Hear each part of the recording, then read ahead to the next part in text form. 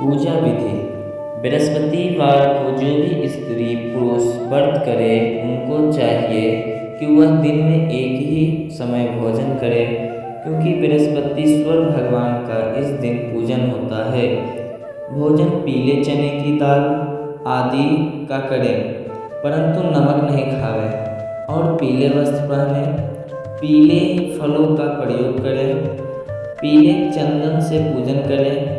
पूजन के बाद प्रेम पूर्वक गुरु महाराज की कथा सुननी चाहिए। इस व्रत को करने से मन की इच्छाएं पूरी होती है और बृहस्पति महाराज प्रसन्न होते हैं तथा धन पुत्र विद्या तथा मन छावित फलों की प्राप्ति होती है। परिवार को सुख शांति मिलती है। इसलिए यह व्रत सर्वश्रेष्ठ और अति फलदायक सब स्त्री व पुरुषों के लिए है। इस व्रत में केले का पूजन करना चाहिए। कथा और पूजन के समय तन मन क्रम वचन से शुद्ध होकर जो इच्छा हो बृहस्पति देव की प्रार्थना करनी चाहिए। उनकी इच्छाओं को बृहस्पति देव अवश्य पूर्ण कर देते हैं, ऐसा मन में दृढ़ विश्वास रखना चाहिए।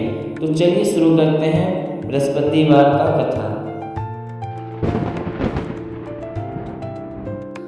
भारतवर्ष में एक राजा राज्य करता था। वह बड़ा प्रतापी और दानी था। वह नित्य गरीबों और ब्राह्मणों की सहायता करता था।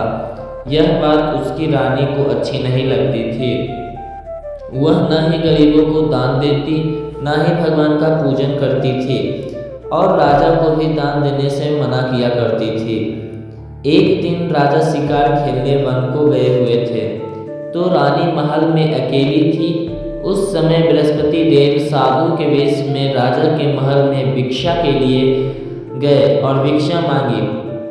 रानी ने भिक्षा देने से इनकार किया और कहा, हे साधु महाराज, मैं तो दान्य पुण्य से तंग आ गई हूँ। मेरे पति सारा धन लुटाता रहता है।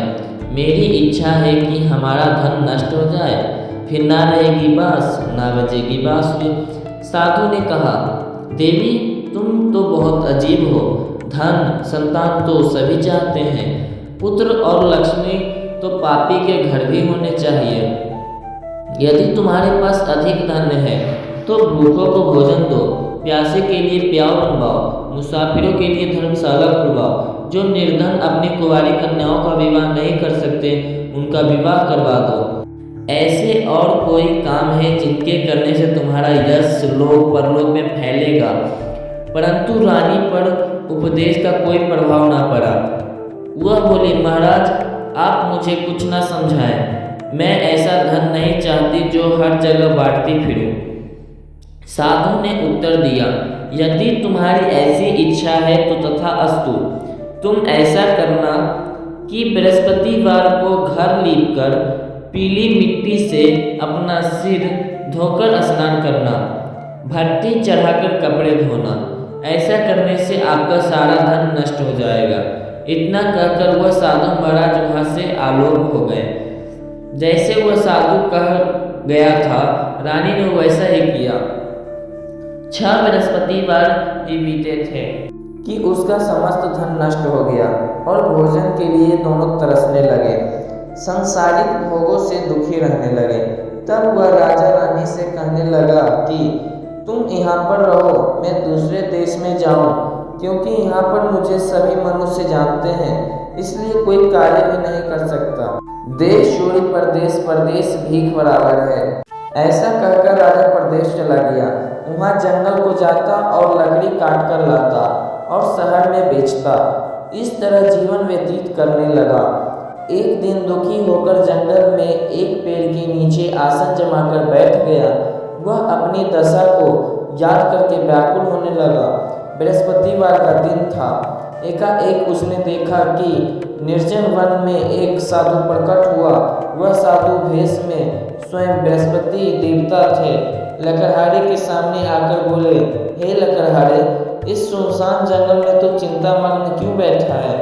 लकड़हारे ने दोनों हाथ जोड़कर प्रणाम किया और उत्तर दिया, महात्मा जी आप सब कुछ जानते हैं, मैं क्या कहूँ? यह कहकर रोने लगा और साधु को आत्मकथा सुनाई। महात्मा जी ने कहा, तुम्हारी स्त्री ने बृहस्पति के दिन वीर्य भगवान का निरादर किया है। जिसके कारण रुष्ट होकर तुम्हारी यह दशा कर दी। अब तुम चिंता को दूर करके मेरे कहने पर चलो, तुम्हारे सब कष्ट दूर हो जाएंगे और भगवान से भी अधिक संपत्ति देंगे और भगवान पहले से भी अधिक संपत्ति देंगे। तुम बृहस्पति के दिन कथा किया करो, तो पैसे के चने मुनक्का मंगवाकर उसका प्रसाद बनवाओ और शुद्ध जल लोटे में शक्कर मिलाकर अमृत तैयार करो। कथा के पश्चात अपने सारे परिवार और सुनने वाले प्रेमियों में अमृत व प्रसाद बांटकर आप भी ग्रहण किया करो। ऐसा करने से भगवान तुम्हारी सब मनोकामनाएं पूरी करेंगे। साधु के ऐसे वचन सुनकर लकड़हारा बोला, हे प्रभु, मुझे लकड़ी बेचकर इतना पैसा नहीं मिलता जिससे भोजन करने के उपरांत कुछ बचा सकूं। मैंने रात्रि में अपनी स्त्री को व्याकुल देखा है, मेरे पास कुछ भी नहीं जिससे उसकी खबर मंगा सकूं। साधु ने कहा, हे लकड़हारे, तुम किसी बात का चिंता मत करो। बृहस्पति के दिन तुम रोजाना की तरह लकड़ी लेकर शहर को जाओ। तुमको रोज से दुगना धन प्राप्त होगा, जिससे तुम भली भांति भोजन कर लोगे तथा बृहस्पति देव की पूजा का सामान भी आ जाएगा। इतना कहकर साधु अंतर्ध्यान हो गया। धीरे धीरे समय व्यतीत होने पर फिर वही बृहस्पति दिन आया। लकड़हारा जंगल से लकड़ी काटकर किसी भी शहर में बेचने गया। उसे उस दिन और दिन से अधिक पैसे मिला।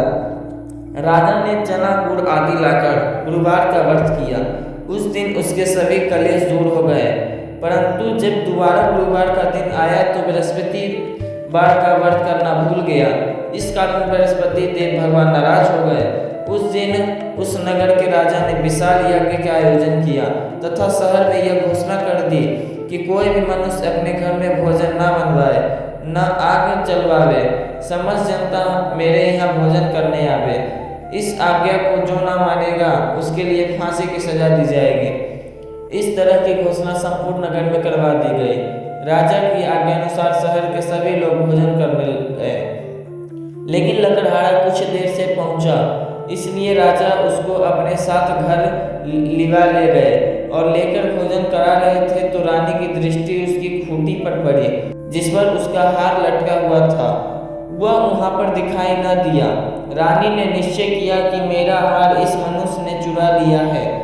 उसी समय पुलिस को बुलवाकर उसको जेल खाने में डलवा दिया। जब लकड़हारा जेल खाने में पड़ गया और बहुत दुखी होकर विचार करने लगा कि न जाने कौन से पूर्व जन्म के कर्म से मुझे यह दुख प्राप्त हुआ है, और उसी साधु को याद करने लगा जो कि जंगल में मिला था। उसी समय तत्काल बृहस्पति देव साधु के रूप में प्रकट हो और उसी दशा को देखकर कहने लगे, अरे मूर्ख, तूने बृहस्पति देव की कथा नहीं करी, इस कारण तुझे दुख प्राप्त हुआ। अब चिंता मत कर, बृहस्पतिवार के दिन जेल खाने के दरवाजे पर 4 पैसे पड़े मिलेंगे। उनसे तू बृहस्पति देव की पूजा करना, तेरे सभी कष्ट दूर हो जाएंगे। बृहस्पति देव के रोज उसे 4 पैसे मिले। लकड़हारे ने कथा कही उसी रात को। बृहस्पति देव ने उस नगर के राजा को स्वप्न में कहा, हे राजा, तुमने जिस आदमी को जेल खाने में बंद कर दिया है वह निर्दोष है, वह राजा है, उसे छोड़ देना। रानी का हार उसी खूंटी पर लटका है। अगर तू ऐसा नहीं करेगा तो मैं तेरे राज्य को नष्ट कर दूंगा।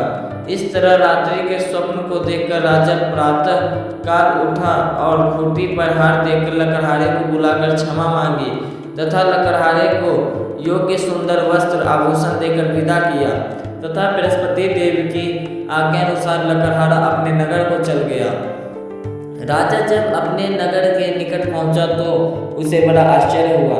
नगर में पहले से अधिक बाग, तालाब और कुएं तथा बहुत से धर्मशाला, मंदिर आदि बन गई है। राजा ने पूछा, यह किसका बाग और धर्मशाला है? तब नगर के सब लोग कहने लगे, यह सब रानी और बादी के हैं। तो राजा को आश्चर्य हुआ और गुस्सा भी आया। जब रानी ने यह खबर सुनी कि राजा आ रहे हैं तो उसने बांदी से कहा कि हे दासी, देख, राजा हमको कितने बुरे हालत में छोड़ गए थे। हमारी ऐसी हालत देखकर वह लौट न जाए, इसलिए तू दरवाजे पर खड़ी हो जा। आज्ञा अनुसार दासी दरवाजे खड़ी हो गई। राजा आए तो उन्हें अपने साथ लिवा लाई। तब राजा ने क्रोध करके अपनी रानी से पूछा कि यह धन तुम्हें कैसे प्राप्त हुआ है। तब उन्होंने कहा, हमें यह सब धन बृहस्पति देव की इस व्रत के प्रभाव से प्राप्त हुआ है। राजा ने निश्चय किया कि 7 रोज बाद भी सभी बृहस्पति देव का पूजन करते हैं, परंतु मैं रोजाना दिन में 3 बार कहानी कहा करूँगा तथा रोज व्रत किया करूँगा। अब हर समय राजा के दुपट्टे में चने की दाल बंधी रहती तथा दिन में 3 बार कहानी कहता। एक रोज राजा ने विचार किया कि चलो अपनी बहन के यहाँ हो आवे।